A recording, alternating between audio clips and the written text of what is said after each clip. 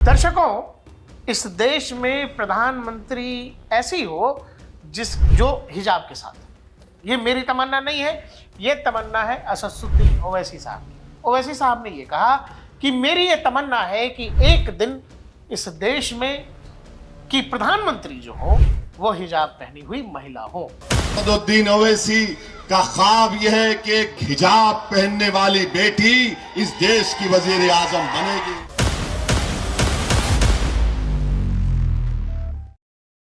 नमस्कार, मेरा नाम है प्रकाश ललित और मेरे साथ है मेरे सहयोगी राहुल चौधरी और आप देख रहे हैं डीएनपी इंडिया।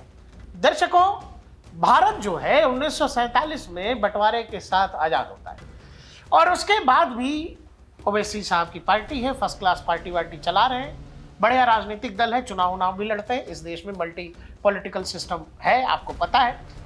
ओवैसी साहब की यह तमन्ना है कि इस देश में हिजाब वाली प्रधानमंत्री हो, ऐसे समय में जब दुनिया के एक बड़े इस्लामिक देश में मौजूदा समय में हिजाब को लेकर कह लें एक विरोध की बयार या क्रांति की बयार चल रही है, जहां लोग हिजाब में आग लगा रहे हैं। दूसरी तरफ 21वीं सदी में मौजूदा भारत में वो भारत जो 2047 तक विकसित भारत की परिकल्पना के साथ जी रहा है, वो भारत जो दुनिया की चौथी सबसे बड़ी इकोनॉमी, चौथी सबसे बड़ी सेना वाला देश है, उस देश में एक नेता ये कह रहा है कि हमको हिजाब वाली प्रधानमंत्री चाहिए। क्या ये कहानी उस तरफ जा रही है जहां बार बार इशारा किया जाता है? हमारे माननीय मुख्यमंत्री जो है उत्तर प्रदेश के, योगी जी, कहते हैं कि कहानी कहीं न कहीं शरिया की तरफ मोड़ने की है। हिजाब वाला प्रधानमंत्री देखने की तमन्ना है, शरिया वाला देश भी चाहिए क्या? राहुल जी हमारे साथ है। ये क्या तमन्ना है ओवैसी साहब की और ऐसी तमन्ना से देश का क्या लेने देना है? देखिए प्रकाश जी, तमन्ना वो है जो जबान पर आ गई, लेकिन थोड़ा सा वो क्या हुआ ना कि संभलते हुए बोले हैं कि देखिए हमारे संविधान में ये बताया गया है, हमारा पाकिस्तान के जैसा संविधान नहीं है। वकील हैं, बैरिस्टर हैं, तो इतना तो देखिए, हाँ, मर्यादा में रहते हुए क्या बोलना है, क्या संदेश देना है वो साफ है। ये वही ओवैसी साहब हैं, ये वही ओवैसी साहब की पार्टी है जो ये कहती है कि बाबरी का विध्वंस जब तक जिएंगे तब तक हमारे दिल में रहेगा।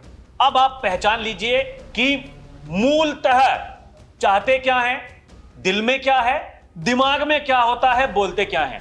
आपको क्या लगता है ऑपरेशन सिंदूर के दौरान सरकार का साथ देना, पाकिस्तान को चार बातें कड़वी कड़वी कहनी, ये सब क्या था? स्ट्रेटेजिक मूव था।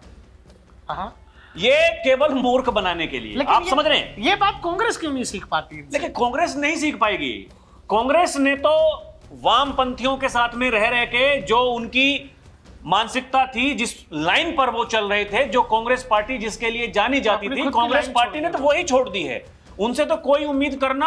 अब देखिए कल प्रधानमंत्री ने क्या कहा, देश को तोड़ने वाले लोग, जो तोड़क मानसिकता वाले लोग हैं, आज भी हिंदुस्तान में हैं, उनसे सावधान रहने की जरूरत है। और यही तो मुख्यमंत्री योगी आदित्यनाथ भी कहते हैं। ये लोग आज भी दारुल इस्लाम की मंशा के साथ में जीते हैं, ये लोग आज भी गजवाए हिंद की मानसिकता के साथ में जीते हैं, ये लोग आज भी उसी तालिबानी व्यवस्था के साथ में जीना चाहते हैं। अच्छा, आप मुझे एक बात बताइए, अगर ओवैसी साहब ये कहते कि भाई मेरी तमन्ना है कोई मुस्लिम महिला या लड़की प्रधानमंत्री बननी चाहिए, बहुत अच्छी बात है। इस देश में मुस्लिम राष्ट्रपति रहे हैं, अच्छी बात है। आजादी के तुरंत बाद देश के पहले शिक्षा मंत्री मुस्लिम, जो काबिल होगा वो वहां तक जाएगा। ऐसा नहीं है कि बीजेपी पार्टी में कोई मुस्लिम कोई मंत्री नहीं है, वो भले ही केंद्र सरकार हो या फिर कोई राज्य की सरकारें हो। कोई विधायक नहीं बन पाता है तो फिर उसको एमएलसी बना करके मंत्री बनाया जाता है। यहाँ ध्यान देने वाली बात यह है राहुल जी, हिजाब की बात कर रहे हैं। हिजाब वो आप समझिए, प्रतीक है। ये जो मानसिकता है, अब हिजाब वाला प्रधानमंत्री तो इस देश में तभी हो सकता है जिस दिन शरिया इस देश में लागू हो उसी दिन होगा। और देखिए यहां सबसे बड़ी बात यह है, एक वरिष्ठ पत्रकार हैं प्रदीप सिंह, मुझे उनकी एक बात बड़ी अच्छी लगी प्रकाश जी। उन्होंने कहा कि ओवैसी साहब का जो सपना है वो मुसलमान पूरा नहीं करेंगे, हिंदू पूरा करेंगे। उन्होंने कहा अयोध्या में जहां लहूलुहान कर दिया गया राम भक्तों को, कार सेवकों को, सरकार किसकी थी? किसकी सरकार थी? और उसी की पार्टी का आपने जो कहते हैं अखिलेश यादव जी, अयोध्या का राजा बना दिया, वहां से जिता करके भेज दिया। देखिए दर्शकों, ये संकेत होते हैं। अवधेश प्रसाद को अखिलेश यादव जी जब तक विधानसभा में थे अपने बराबर में बैठाते थे, अब जब संसद में हैं, लोकसभा में हैं, अपने बराबर में बैठाते हैं।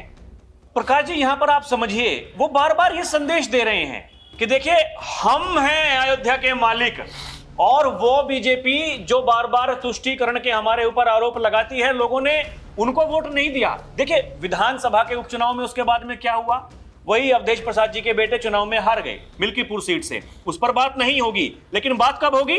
बात होगी फैजाबाद से सांसद कौन, लोकसभा के चुनाव की बात होगी।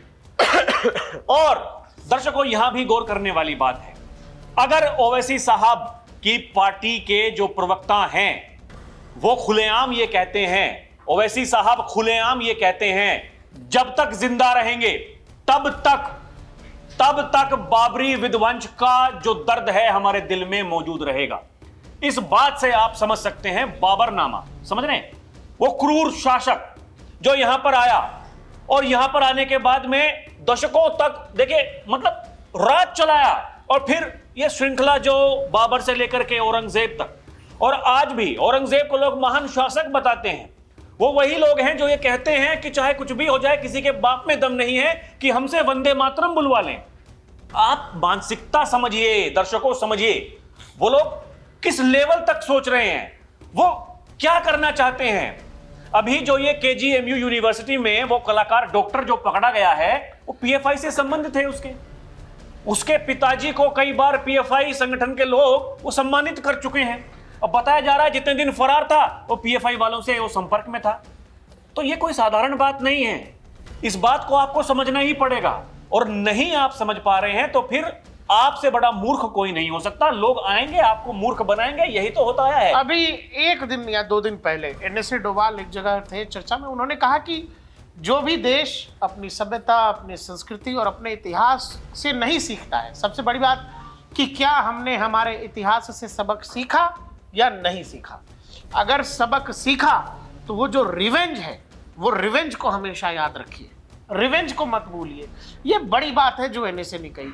और ऐसे समय में देश में एक बड़ी पॉलिटिकल पार्टी, जबकि आपको ये पता होगा ऑपरेशन सिंदूर के दौरान हमें लोग बहुत तारीफ भी कर रहे थे ओवैसी साहब की, क्योंकि उनका स्टांस, उनका पक्ष देश में किसी भी पार्टी का जो होना चाहिए वही था।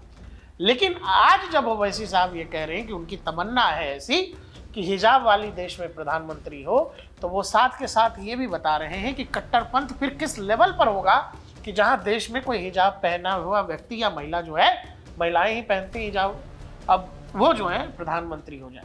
हिजाब को लेकर ईरान में क्या कुछ हो रहा है, यानी कि आप ये समझ लीजिए अफगानिस्तान की क्या हालत है। एक दौर में अफगानिस्तान कितना मॉडरेट होता था, ईरान कितना मॉडरेट होता था, आज उस ईरान में वही क्रांति हो रही है कि भाई आज हमको हिजाब नहीं चाहिए, हमको बुर्का नहीं चाहिए, पहले वाली ही सरकार ठीक थी। लेकिन हमारे यहाँ तो भाई ये बताया जाता है कि अधिकतर वो मुसलमान हैं जो कन्वर्टेड हैं, जो कभी न कभी 3, 4, 5 जनरेशन पीछे जाएंगे, घर परिवार के लोग हिंदू मिले। यहाँ पर लोगों को क्या चाहिए? हिजाब वाली प्रधानमंत्री। दर्शकों आप हमें बताइएगा, ऑलरेडी पीएफआई से लेकर बहुत सारे लोग ऐसा कह चुके हैं कि एक वक्त आएगा जब देश जो है इस्लामिक शासन नहीं। और यहाँ देखिए सबसे बड़ी बात ये है, वो जो मंशाएं हैं, जैसे पीएफआई है, पीएफआई के बारे में तो पता चल गया, उसको बैन कर दिया गया। सवाल है कि वो जो उसके संगठन हैं, ये एसडीपीआई जैसे, उनके बारे में सरकार क्या सोच रही है? अब क्या केवल योगी आदित्यनाथ ने ही ठेकेदारी ले रखी है हर किसी काम की, कि वो ही पहचानेंगे कि ये जलालुद्दीन है, एक छांगुर नहीं है, वो ही पहचानेंगे कि ये हलाल सर्टिफिकेशन क्या होता है, क्या नहीं होता है, इसको बैन करना है कि नहीं करना है? ये जो जितने भी, अब देखिए ना, ये जो केजीएमयू में हुआ, वहां केवल वो एक आरोपी नहीं है, और भी बताया जा रहा है कि महिला स्टाफ हैं 2, तो एक और डॉक्टर है, और जो यूनिवर्सिटी के जो उनकी वाइस चांसलर हैं, वो योगी आदित्यनाथ से मिलने वाली हैं इसी बात के लिए। अभी जब हमने देखा अल फला यूनिवर्सिटी में वो जो आतंकी मॉड्यूल वहां पर तैयार हो रहा था, और जब उस पर कार्रवाई हुई, ये किसने छाती पीटनी शुरू कर दी थी? ये सारे के सारे मौलाना, इनकी फौज देखिए ना, इन्होंने क्या क्या बोला, इस देश में मुसलमान खतरे में हैं, हमें जिहाद करना पड़ेगा। वो कहते हैं न्यूयॉर्क का मेयर बन सकता है मुसलमान कोई, ब्रिटेन में बन सकता है, लेकिन यहाँ भारत में नहीं बन सकता। अरे भाई, भारत में राष्ट्रपति रहे हैं आप लोग, उनका नाम ही नहीं लेते, आप उनकी तस्वीर नहीं लगाते अपने। अब बताइए ना, इस देश में जो प्रीमियम मिसाइल्स हैं, अभी भी हमने K4 का परीक्षण किया है, सबमरीन लॉन्च जो किया है, वो कलाम के नाम से है, कलाम साहब के नाम से। लेकिन आप उनकी बात नहीं करते। अब उनके नाम पर कितनी मस्जिद बनी है? क्योंकि वो राष्ट्रवादी मुसलमान। उनके नाम पर कितनी मस्जिद बनी है बताइए ना। किसी को इस बात की चिंता नहीं। वो जो कलाकार बंगाल में मस्जिद बना रहा है, वो जो सीधे खुलेआम धमकी भी दे रहा है, वो जिस पार्टी का विधायक था उसी को धमकी दे रहा है। वो कह रहा जीना हराम कर दूंगा, मैं एक एक सीट पे हरा दूंगा। वो देखिए ना, मतलब, और वही प्रशासन उसके साथ में वहां खड़ा होकर के तमाशबीन है और उसका समर्थन करने के लिए ये खबरें हैं कि ओवैसी साहब की पार्टी का उसकी पार्टी के साथ में गठबंधन होने वाला है आगामी चुनाव में। एकदम हो सकता है। वहां वो भेज दिए हैं, जो उनके प्रदेश अध्यक्ष हैं उसके संपर्क में हैं। आप देखिए, और यहां उत्तर प्रदेश में ही आप आ जाइए।